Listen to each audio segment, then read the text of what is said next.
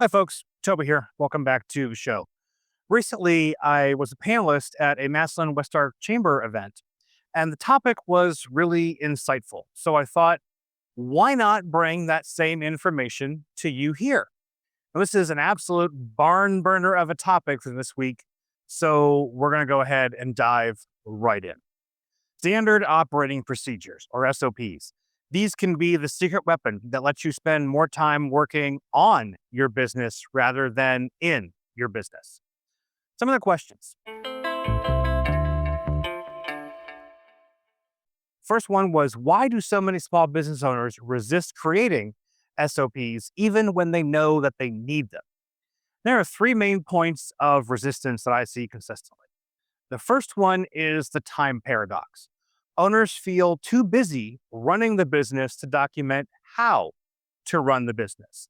They are stuck in survival mode where every hour must generate immediate revenue or put out fires. SOPs feel like a luxury that you just can't afford, even though they're drowning in the chaos that SOPs could solve. The second one is identity resistance. Many owners built their business on being the person who knows everything, the one who can do everything. And creating SOPs sometimes means admitting that somebody else could do the job, which can feel threatening. There's also the fear that documenting their knowledge makes them replaceable, or that the business would lose its special touch, the secret sauce that only exists in their head. Third, and this one is huge, is perfectionism paralysis.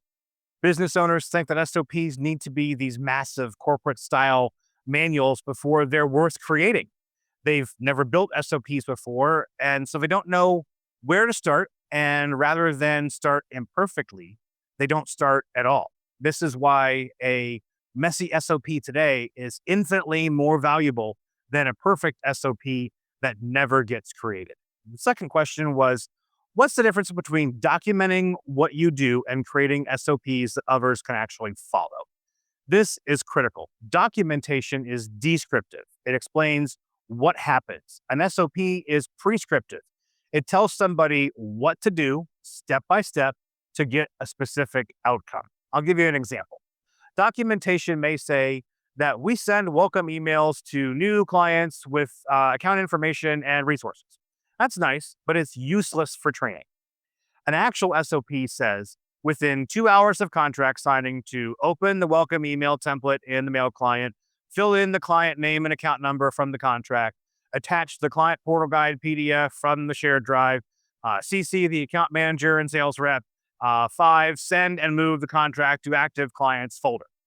The difference is that somebody who has never done that task before should be able to achieve the same result by following the SOP. Good SOPs answer who does this, when is it triggered, and what is the exact sequence. What does success look like? And where are the resources that I need to accomplish that goal? And critically, what are the common mistakes or decision points? Documentation captures knowledge. SOPs transfer capability. That is the distinction that matters. Question three to the panel was, which processes should be documented first to create the fastest relief for the owner? And my answer is to start with your repetitive bottlenecks, the tasks that only you can do that happen frequently and cause delays if you are unavailable. I usually recommend beginning with a process in each of three categories. The first one is to document your client onboarding process. That typically happens multiple times a month. It involves multiple team members. And when it goes wrong, it damages your most important relationships. Plus, it's usually 80% repeatable with just 20% customization. And the second is pick your most frequent internal approval process or decision process. Maybe it's approving social media posts or reviewing proposals or authorizing refunds under a certain amount. These create bottlenecks because people are consistently waiting on you. Document what your decision criteria is so that others can act. And the third is to choose one revenue generating process that you currently do yourself that could be delegated. Perhaps it's initial sales calls or creating proposals or reporting. These things directly buy you back time to focus on growth. The moral of the story is don't document everything at once. Document the process that's currently causing you the most pain or taking the most hours out of your week. Feel that relief and then do the next one. Momentum matters more than perfection. Question 4 was how detailed is too detailed when building SOPs for a smaller team? The right level of detail depends on who's following the SOP and how critical the outcome is. I use what I call the Tuesday test. If your most competent team member tried to do this task on a hectic random Tuesday, would they get it right using only your SOP? For higher stakes and frequent tasks like handling data breaches or annual tax prep, you want granular detail because people aren't going to remember the steps from year to year, and the cost of errors is high. For routine and frequent tasks performed by experienced staff, you can be more concise. Your morning coffee routine doesn't need an SOP that says lift cup to mouth, tilt 15 degrees. Experienced people need the what and the why, not necessarily the micro how. So here's the practical rule. If you find yourself writing the words obviously or simply in an SOP, you're probably not detailed enough. What's obvious to you isn't obvious to a new hire. Conversely, if your SOP takes longer to read than to do the actual task, you've probably overdone it. The beauty of small businesses is that you can test this. Hand your SOP to somebody and watch them try to follow it. The places where they hesitate or ask questions, that's where you need more detail. Number 5, how do SOPs change the way you hire, train, and hold team members accountable? SOPs fundamentally transform all 3 areas. For hiring, you can now hire more for attitude and culture fit rather than just for looking for people who have done that job before. Your SOPs become the institutional knowledge, so you're not limited to candidates with 5 years of industry experience. You can hire somebody smart and motivated and then train them effectively. For training, SOPs compress what used to take months into weeks. Instead of shadowing you indefinitely while you're trying to run the business, that new hire can work through SOPs with a mentor if needed and practicing until that they are competent. Training becomes consistent. Every person gets the same quality of information, not just whatever you remembered to tell them at that time. This also means you're no longer the training bottleneck, but accountability is where it gets really powerful. Without SOPs, performance conversations are subjective and emotional. You're not doing it right versus I thought I was. With SOPs, you have an objective standard. The conversation becomes here's the SOP we agreed to, here's where the outcome differed, and let's talk about what happened. It removes the personal conflict and focuses on the process. SOPs also reveal where you maybe have a training problem versus a performance problem. If someone can't follow a clear SOP, that tells you something different than if the SOP itself is unclear or incomplete. Question 6, what role does trust or lack of it play in an owner's reluctance to let SOPs run the business? Trust issues show up in 2 ways, and they're both deeply, deeply human. The first is the nobody cares like I care belief. Business owners think that their personal attention and judgment are what make the business successful, and they're not entirely wrong, but they overestimate exactly how much of that is irreplaceable intuition versus transferable process. The painful truth is that most business owners don't trust their team to follow SOPs because they've never created an environment where following the process is expected, supported, and reinforced. They've been the ones swooping in to save the day for so long that their team has learned to be helpless. Creating SOPs without addressing this dynamic, it's pointless. The second trust issue is actually self-trust. Many owners don't trust that they can adequately capture their knowledge in a documented form. They worry, what if I miss something critical? Or what if the SOP leads someone to make a terrible mistake? So they keep everything in their head where they can control it. The moral of this story is that SOPs don't eliminate your judgment, they elevate where you apply it. You're now moved from being involved in every decision to being involved in the decisions that actually need your expertise. But you can't get there if you won't trust the process. Start small with low risk processes, prove to yourself that SOPs work, and then build from there. The businesses that scale are the ones where the owner learns to trust systems more than their own exhaustion. Question 7. How do SOPs help protect a business from turnover, burnout, and unexpected absences? I will paint a scenario that is every small business owner dreads. Your best employee gives a 2 weeks notice, or you end up in the hospital for a week, or someone takes family leave. Without SOPs, you are in crisis mode. Knowledge walks out the door. Critical tasks get dropped, quality plummets, and you're scrambling to piece together what that person did and how they did it. With SOPs, you have business continuity. Not perfect continuity.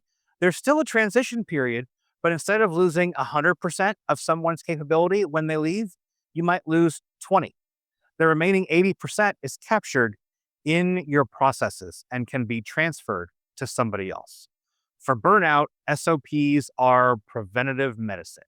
When everything depends on you personally, you can never truly disconnect. You're checking messages on vacation, taking calls during dinner, and working on weekends because the business literally can't function without you.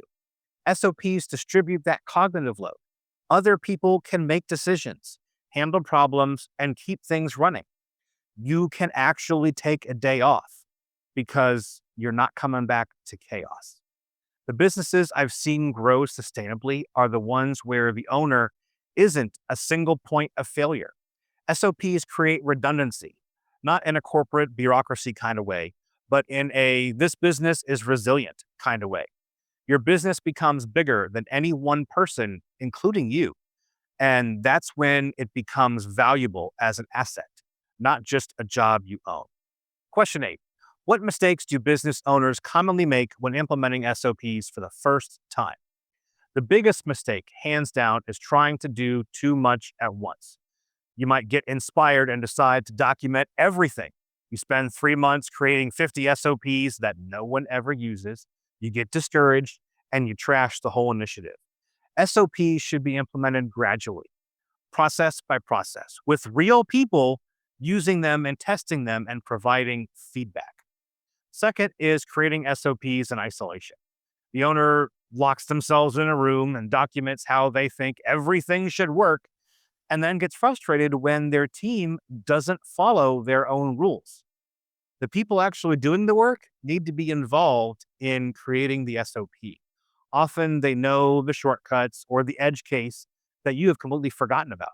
And they're far more likely to use SOPs that they helped build. The third is writing instead of showing. Not everything needs to be a text document. Some processes are better captured by videos or checklists, templates, or flowcharts. I've seen owners write 5 pages explaining how to do something that could be a 2-minute screen grab. Use the format that creates the process easiest to follow. The fourth is treating SOPs as a one and done project rather than a living system. Processes change, tools change, best practices evolve, and you need to create SOPs that are updated so that they don't become obsolete and people stop using them. And then finally, implementing SOPs without addressing accountability and culture. If you create beautiful SOPs, but never check if people are using them, never reinforce them during training, and never reference them when problems occur, they are just documents in a folder. SOPs require leadership, commitment to actually work. Number 9, how do you keep SOPs from becoming outdated, ignored, or just shoved into a digital drawer? This is where most SOP initiatives go to die. So I'm glad we hit this one. You need three things: accessibility, ownership, and integration. For accessibility, your SOP needs to live where your team actually works. If they are in a PDF buried in a shared drive somewhere, they're useless. There's tools out there like Notion or Process Street or Trainual or even a Google Doc with a clear structure. The rule is if somebody can't find the SOP they need in under 30 seconds, your system has failed. Ownership means that every SOP has a specific person responsible for keeping it current. This isn't the small business owner, it's the person who performs the process most frequently. When something changes, they update the SOP. Make this part of their role and not an extra task. When in team meetings, so you review which SOPs have changed this month, who's updating them. But integration is what actually keeps SOPs alive. Reference them constantly. When training somebody, use the SOP. When somebody asks how to do something, point them to the SOP. When reviewing quarterly quality issues, check the SOP first. When you hire somebody, their first week involves working through relevant SOPs under a mentor's guidance. SOP should be part of your daily language. What does the SOP say becomes a normal question. And I also recommend a quarterly SOP audit. Pick 5 at random and have somebody unfamiliar with them try to follow them and see what breaks. Make updates accordingly. Treat your SOPs like living software that needs regular maintenance, not like a history book that you write once and park on a shelf. Question 10 was, in what ways can SOPs increase flexibility and creativity rather than limiting it? And this is a paradigm shift for most people who think that SOPs mean rigidity. The opposite is true. SOPs create freedom by establishing a baseline. Here's how this works practically. Let's say you have an SOP for handling client complaints. It might outline the standard response of acknowledge in 2 hours, assess the issue, propose a solution in 24 hours, etc. This doesn't mean that every complaint gets an identical response. It means your team doesn't waste mental energy trying to figure out the basic structure so they can focus their creativity on the unique aspect of each solution, the specific solution, the one for this particular client, the compensation that makes sense. SOPs also enable delegation, freeing the owner to think strategically. When routine operations run smoothly without you, you have time for creative thinking and strategy testing, new ideas and innovation. You are not stuck in the weeds. You can actually work on the business instead of in the business. And here's something kind of counterintuitive. SOPs make it easier to experiment. If you want to test a new approach, you document it as a temporary variation on the SOP. You try it for a month, measure the results, and then either adopt it permanently or revert. Without SOPs, you can't even tell if a change helped because you don't have a baseline. Structure enables creativity. It always has.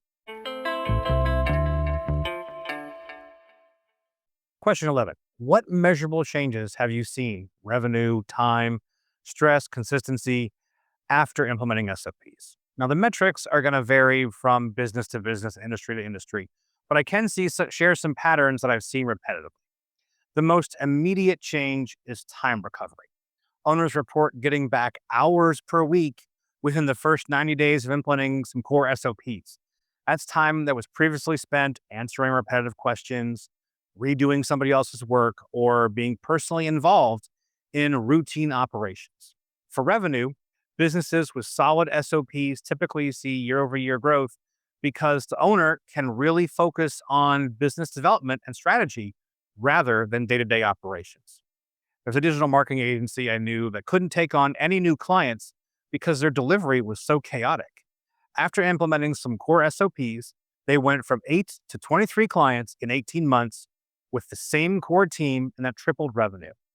Quality consistency improves dramatically. Error and mistake rates drop, customer complaints decrease, and client satisfaction scores increase. Employee retention often improves because jobs don't become less stressful and less chaotic. People aren't guessing how to do their work or getting blamed for mistakes when they weren't properly trained. Clear expectations and proper training make jobs more satisfying. The hardest metric to qualify is stress reduction. Owners report sleeping better, taking actual vacations, and feeling like they own a business instead of the business owning them. That's the change that makes everything else possible. The key is you have to measure. Pick 3 to 5 metrics before you start, track them monthly, and just watch what happens. Question 12 was, if a business owner could make only one step this month toward building SOPs, what should it be and why? So here's what I want you to do. Identify the one process that happened this week that frustrated you the most, where you thought, I have explained this 100 times, or I can't believe I'm still doing this myself, or this took way longer than it should have. That process right there. Record yourself doing it next time. Use a tool like Scribe or Loom or even your phone, whatever. Just screen record or video record yourself performing that task while narrating what you're doing and why. It's going to take 10 to 15 minutes. Don't edit it. Don't make it perfect. Just capture it. Then have somebody else try to follow your recording and do the thing. Watch where they struggle. That shows you where you need more clarity. Turn those notes into a simple written checklist or step-by-step guide. And congratulations, you've created your first SOP. Why start here? Because that gives you that little immediate dopamine hit of relief when someone else can now do what you were doing without asking you. It proves that SOPs work, and it's so much easier to do the second one after you felt relief from the first one. Don't overthink it. Don't buy fancy software. Don't chase shiny objects. Don't document everything. Just capture one painful process this week and feel that relief when somebody else can do it. And that momentum will carry you to the next SOP.